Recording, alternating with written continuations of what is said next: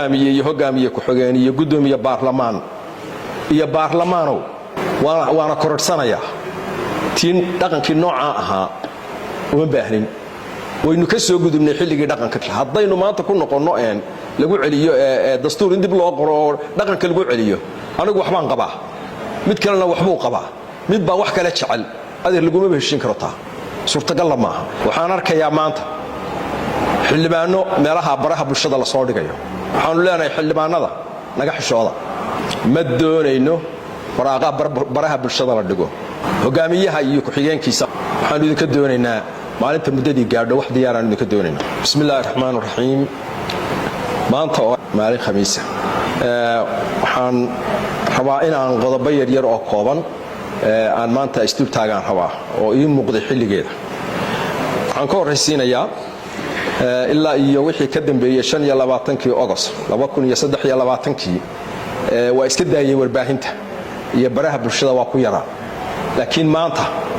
waxa ay muuqatay meel wax laga oran karo sidaa darteed waxaan rabaa inaan qodobo yar istuub taago ugu horeyn arrimaha Ceerigaabo oo siyaalo kala gedgedisan ay uga hadlayaan nimankii reer Sheekh Isxaaq waxaan rabaa inaan halkan fariin u mariyo ama isimaha noqoto ama odayaal kale iyo wax garad ha noqoto ama culimo ha noqoto gaar ahaan reer Ceerigaabo inta degta waxaan u sheegayaa Ceerigaabo meel reer qabsan karo oo ku nagaan karo maaha waa meel la wada degan yahay waa meel dastuur afar beelood ka dhaxeeya lahayd weeye haddii la burburiyay oo dastuurkii afarta beelood ahayd laga baxay oo reer Sheekh Isxaaq wixii aad ku bedesheen aad ogtihiin oo ilaa ay hadda waayeelkii reer Ceerigaabo ay ka aamusan yihiin waxaad ogaataan Ceerigaabo meel reer haysan karo oo la deganaan karo oo ku seexan karo oo nabadgelyo ugu soo toosi karo maaha waxaan idin leenahay aqliga ha soo noqdo waxaan arkayay ismo iyo odayaal Hargeysa ka hadlaya oo nabad ka hadlaya nabadu kuma timaado hadal kaliya laakiin waxay u baahan tahay ficil iyo hawlgal way u baahan tahay cidii Ceerigaabo nabad ka rabta oo ugu badan anaga yahayd 3 bilood mise 4 bilood baanu ka hadlaynay hadday garaada tahay iyo hadday odayaal tahay iyo haddii ay tahay culimaba inta nabad baanu kaga baaqaynay laakiin cid nooga jawaabtay ma jirin waxa lagu bedelay wixii loogaa iyo wixii laga sameeyay waxaad ogaataan aan ku celinaa mar labaad aan ku celinayaa Ceerigaabo meel reer iska deganaan karo oo nabad ugu seexan karo maaha waxay u baahan tahay hadalka Hargeysa laga leeyahay inuu gudaha Ceerigaabo ka dhaqan galo taa waxaan rabaa inta inaan kaga gudbo waxaan rabaa inaan yar uga gudbo SSC Khaatumo SSC waxay maraysaa labadii sano wax yar baa uga dhiman xilligii loo doortay hoggaanka iyo maamulka la sameeyay muddo yar baa ka dhiman muddada yar ka dhiman darteed waxa noo muuqanaysa wali in ayan wax diyaarsan oo lagu tashado inaanay jirin waxaan maqlayaa hadallo aan laaqi u ahayn reer SSC hadallo aan u qurux badnayn oo meelaha laga sheegayo waxaanu leenahay xilku wuxuu saaran yahay 45kii loo igmaday inay labada sano hogaamiyaan SSC waxa ugu horeeya oo lagala xisaabtamaya hogaamiyaha Cabdulqaadir Firdhiye oo hogaaminaya SSC Khaatumo waxa lagala xisaabtamaya hogaamiye ku xigeenka waxa lagala xisaabtamaya gudoomiyaha baarlamaanka iyo inta kale oo xubnihii ama golaha fulinta baa ha ahaato wax yar baa idin haray muddo yar oo kooban baa idin hadhay muddada kooban oo idin hadhayna nooma muuqato shaqadii lagu bedeli lahaa iyo ifafaalaheedii nooma muuqdo haddaanu nahay bulshadii SSC iyo waayeelkeeda nooma muuqdo cid aan ka sugaynaana waa idinka dhaqan ka sugi mayno siyaasiyiin kale oo meel kale joogta ka sugumayno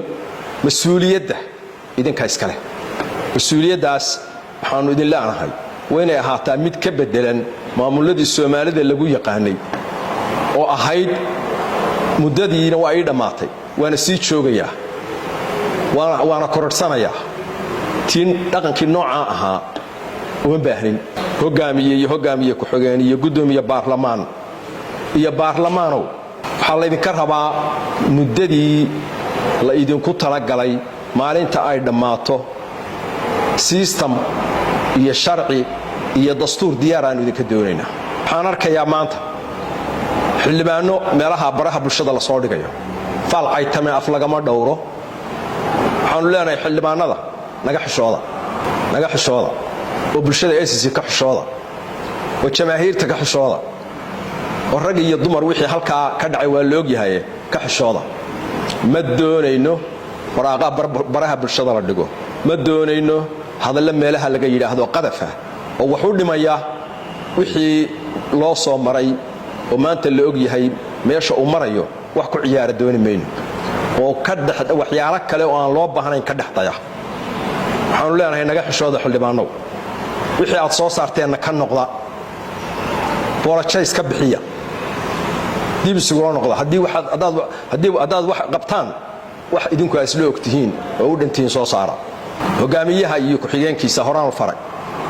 waxaan idinka doonaynaa maalinta muddadii gaadho wax diyaar aan idinka doonaynaa waxaanu rabnaa dastuur diyaar ah oo wax lagu doorto waxaanu rabnaa dastuur diyaar ah oo dalka lagu maamulo waxaanu rabnaa dastuur diyaar ah oo ka saara ku meel gaadhkii 2 sano ahaa SSC Khaatumo haddaad intaa sameyn weydaan ogaada waad fashilantiin ogaadana burburi mayso SSC la iskuna qabsan maayo sida maamulada kale meelaha laga qalqaylin maayo mas'uuliyadda waxa la wareegaya jamaahiirtana halkan waxaan ka farayaa maanta baraha bulshada waad ku jirtaan waxa waad aragtaan ku degdegi mayno laakiin waxaanu sugaynaa maanta iyo wixii ka dambeeya iyo maalin walba sida xaaladdu u soconayso indhaha lagu haynaya jamaahiireedina indhaha ku haya dalkan idinka iskale idinka u dhalinyaro ah idinka waqooyahana waad ogtihiin waxa aad soo marteen laascaano dan quruxda badan maanta wada leedanaysa waad ogeydeen qaabkii ahayd marka dhex joogteen oo kuwan hadeer iga duubaya bahasha ay kamid ka yihiin loogama baahna wax dadka argagax geliya loogama baahna wax khilaaf muujiya ugama baahnin wax muran geliya ugama baahnin dadkan iyo deegaankan iyo maamulkan ma xamili karo muran ma xamili karo wax la isku celceliyo ma xamili karo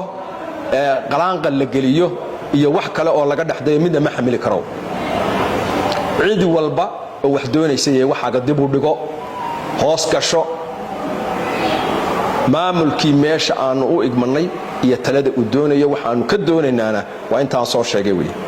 dastuur diyaar ah oo maalintiisii dhaca maamul diyaar ah oo maalintiisii la qabto hogaamiyaal iyo baarlamaan ku wareega sidii la idinku dhiibay aad u wareejisaan ama ku joogtaan oo dastuur aan doonaynaa oo ka baxay ku meel gaarka shirweynaha hadda loo celinayaa SSC loo celinayaa